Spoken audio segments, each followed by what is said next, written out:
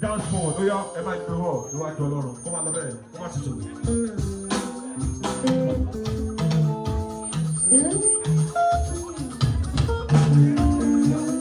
The family of Fumi Okela. Mama Samuel Ndeba. Odi Ashebayi Loluwa Doto. Mommy Christiana should get ready. With all your family, your children, grandchildren, to join the queue. Join the queue, mommy. Ashebayi Loluwa.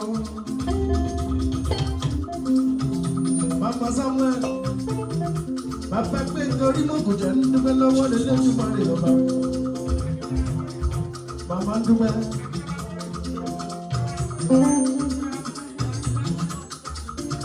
Tọ́jà tó yìn gbogbo wọn dúpẹ́ lọ́wọ́ lélẹ́ tó mo rí ọba. Mọ́mí sáà ó dúpẹ́ lọ́wọ́ lélẹ́ tó mo rí ọba. Lélẹ́ tó mo rí ọba. Adúgbà lọ́wọ́ rẹ̀.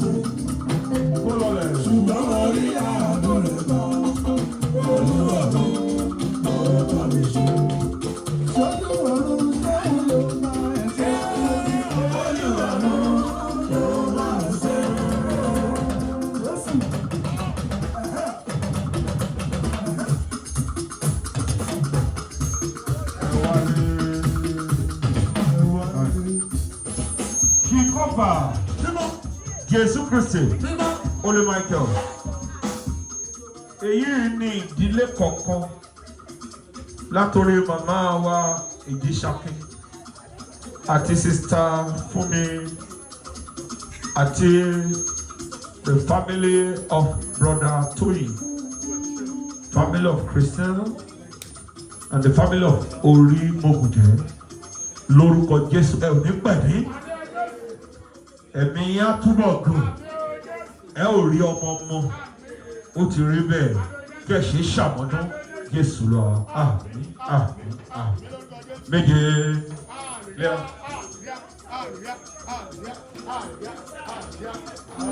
The family of Fabire and also the family of Prophetess Sumbo should join them, and also Shegun and your family should join them.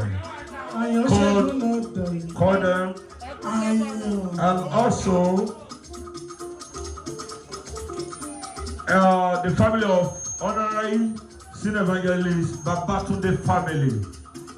Babatunde family, Sister Bumi family should join. Shegun Ayon. Sister Angela Adekunle should join them as well. Sister Angela Adekunle should join them. Thank you.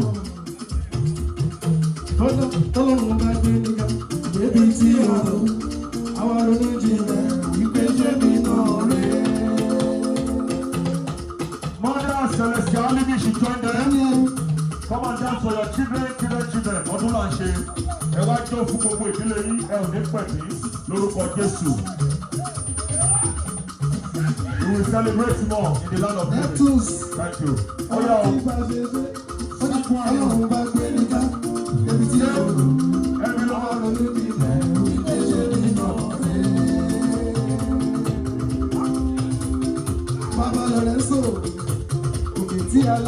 Ṣáàbù ṣùgbọ́n senior leader Ṣáàbù and your family should join them as well.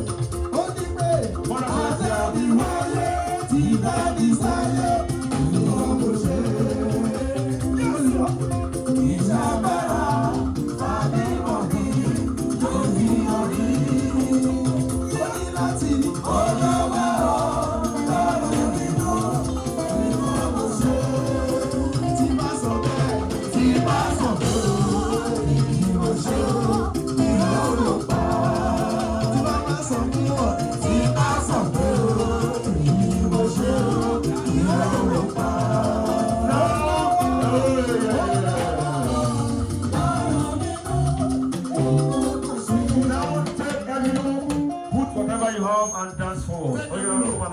Shaku, take a room.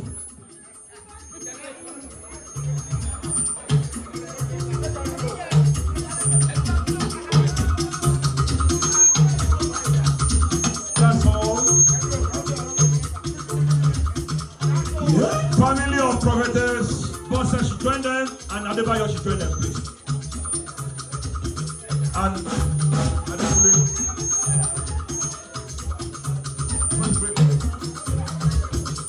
family of Bossa, Prophetess Bossa, and also Prophetess C.C.C. Adebayo. Oh yeah, come on over. What's up? Hallelujah. Hallelujah. Hallelujah. Mama Angela. Jesus Vero. Eki Mama Maria. Hallelujah. Mama Debbie. Hallelujah.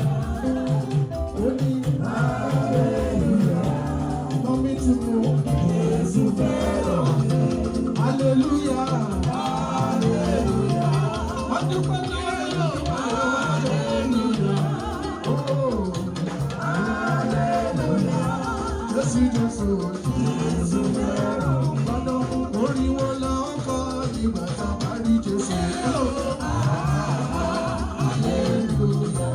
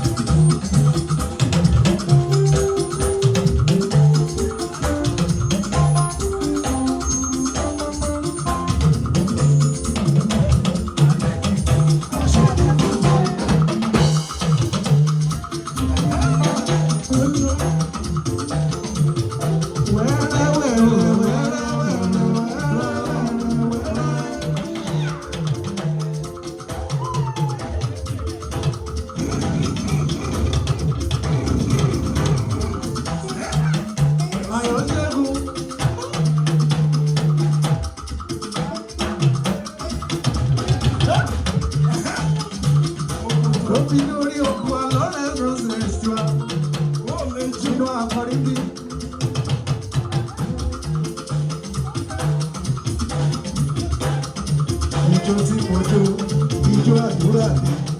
Bàbá wọn jẹ́ sọ ní ìwúkẹ́ níwájú ìgbà. Wẹ́rẹ́ wẹ́rẹ́ wẹ́rẹ́ wẹ́rẹ́ wẹ́rẹ́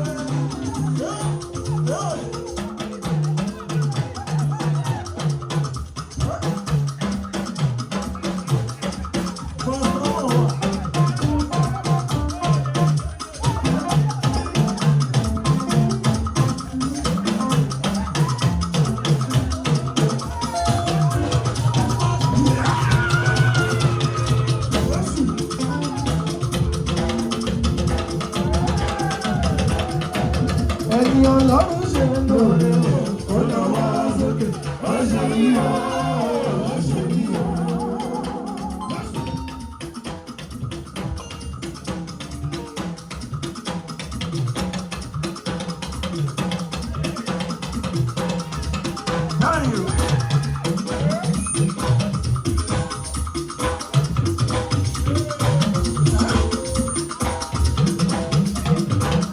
Ẹni ọlọ́run ṣe ń lòrè ó lọ́wọ́ sókè ó ṣe yíyọ ó ṣe yíyọ. Mo dúpẹ́ lọ́wọ́ Jésù olùkọ́ni hallelujah mo wá dúpẹ́ ènìyàn ló kọ́lé alájà mo dúpẹ́ lọ́wọ́ Jésù olùkọ́ni olúwa máa ṣe òwò olúwa máa ṣe òwò.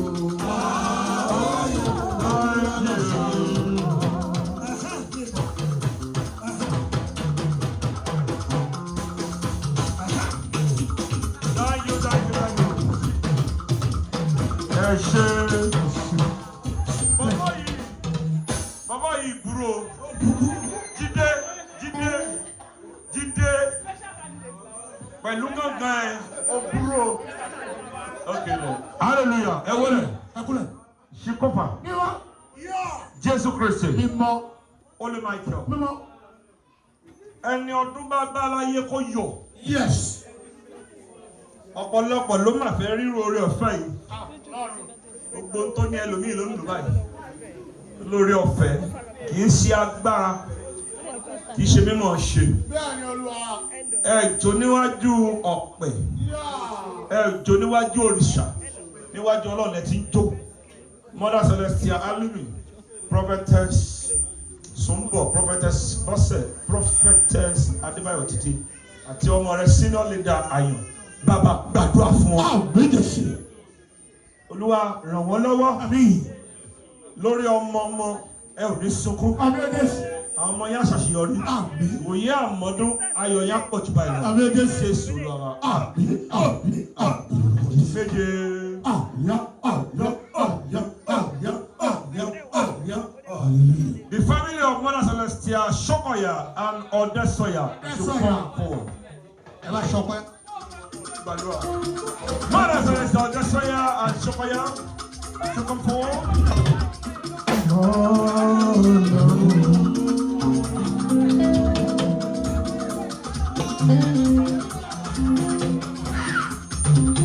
Now we are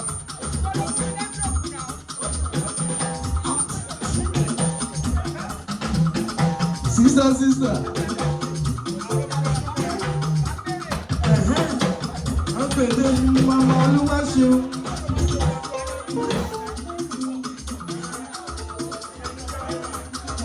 Wọ́n ti sọ mí jẹ́bi ló bọ̀ tẹ́lẹ̀. Wọ́n ti sọ mí jẹ tẹ́lẹ̀. Màmá Fẹ́mi ń bọ̀. Nábẹ́ lálàáfíà ara ẹ̀kí. Ẹ wá bá wọn jó, ẹ support wọn. Latest Wọ́n lè gbàdúrà. Latest grandma.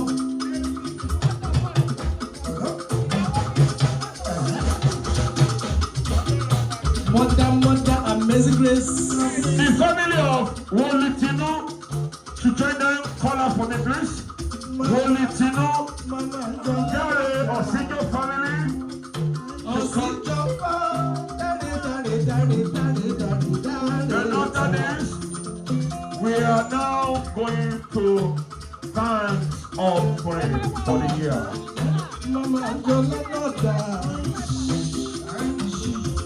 Jẹ́ti pé Wolitinu, then prophetess Pastor.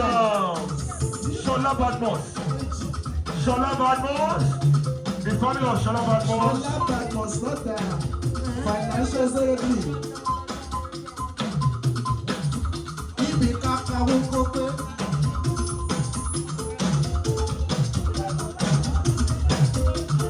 Ọmọ Isu ayọ̀ títí lọ bẹ̀rẹ̀ tìbí bóyá Ọlọ́run bàbá. Ọlọ́run ọmọ. Ọlọ́run ìbímọ. Lọ́pẹ́ tí ó kú wá. Ọlọ́run bàbá. Ẹ wọlé. Ọlọ́run bàbá. Wọ́n lọ sẹ̀lẹ̀ sí ọdẹ sẹ́yọ́. Ọlọ́run ọmọ. The family of Adeniji. Prophetess Sinu Adeniji family, Prophetess Shola Badmos family, let us all Dare Osijo family. Thank you. Ẹ kí mama dé sọyà tiwa. Bàbá ló gbé ẹ lékè dára. Ojú gbélé ọmọ mama amazing grace. Mama amazing. Latest grandmama o. Ojo mama o. Mama bẹ́ẹ̀ mọ́ o. Èyí dúró. Mama ló wá ṣe ohun oṣù o. Ẹ kí mama jọlá tiwa tiwa. Ẹ kí mama Michael tiwa tiwa. Bàbá ló gbé ẹ lékè o. Wọ́n náwó amazing grace. The family of Iya Baba should join them. Ló ṣe lè lò ó. Ẹ̀fún ọdẹ bílò, please. Kí mama ti dùn mí o. Ẹ̀fún ọdẹ bílò láti gba èrè ọdún. Kí mama Bọ́lá Travis tiwa. Ọlọ́lọ́rọ̀ ọlọ́rọ̀. Ẹ dúpẹ́ lọ́wọ́ rẹ̀ lẹ́kùnmọ́ rẹ̀ ọba. Kí ni máa ṣe tí mama máa fi dúpẹ́ lọ́wọ́ rẹ̀ lẹ́kùnmọ́ rẹ̀ ọba tó fi lè kẹ́ bàbá mi mọ́. Ọba tó fún wa láyò. Ọba tó gbé wa lékè o. Ọlọ́run tó fún wa láyò. Ọlọ́run tó gbé wa lékè. Pátá ẹnì ló ní ilé wa o. Ẹnì ló ní ilé wa o. Bóyá àkókò ọkọ̀. Àkókò ọkọ̀. Ẹnì ló ní ilé wa o.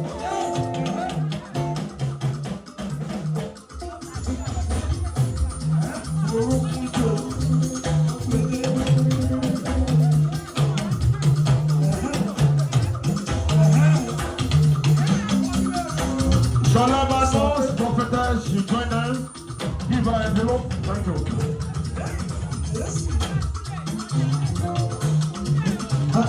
You don't break down. Sister Remy should get ready as well. And also, Sister Juliana to join them. Sister Juliana join them. The family of Juliana and also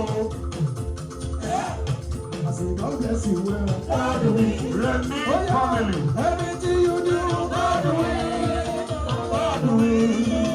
God the way. Everything you do, God the way. God the way. God the way. Oh yeah, you don't buy motor. God the way. You don't be grandma. God the way. I say don't bless your house. God the way. Jimmy. Bless your house, God the way. Only pay everything you do, God the way. God the way. God the way. Listen, everything you do, God the way. God the way. Oh yeah, Sister Remy should join them. Give them envelope. And also Juliana, give them envelope.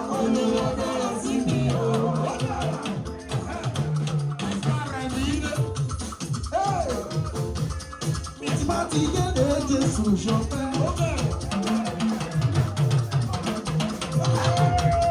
Olùṣọ́, ó ti ń pè bọ́ àwọn màlẹ́kà tó máa ń pè wá.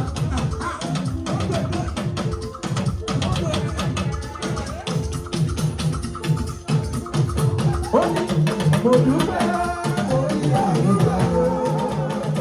Sister Remy should take envelope. And also Juliana.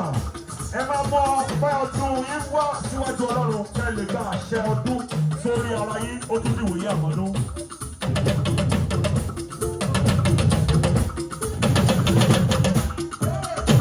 Jíde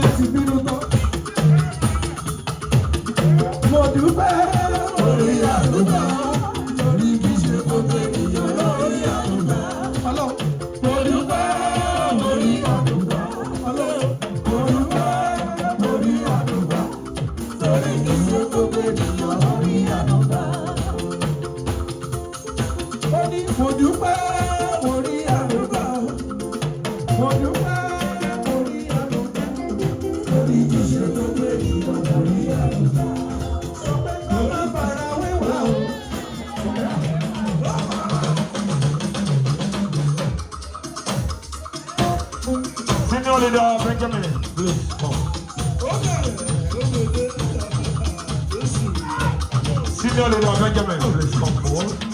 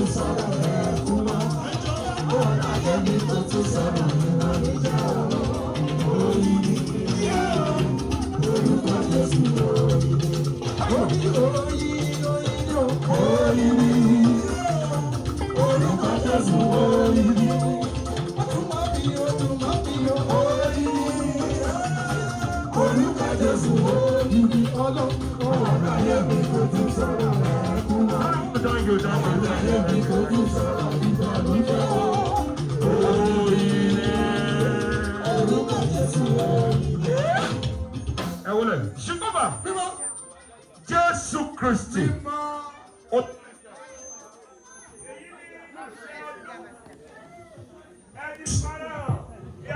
Ní gbogbo ọdún èyí kò ní jẹ́ àṣemọ lórí ọmọ ọmọ lórúkọ Jésù ẹ ò ní sunkún ọkàn yín ò balẹ̀ inú yín á dùn ayọ̀ yín á kún ẹ ó ṣe ṣàmọ́dún Jésù Olúwa wa orí ọ̀fẹ́ ti bàbá orí ọ̀fẹ́ ọmọ kó balẹ̀ yín kọ́mí sí ẹ ò ní gbọ́mọ sí ọ ẹ ò ní gbé yín sí Jésù àpáta wa méje.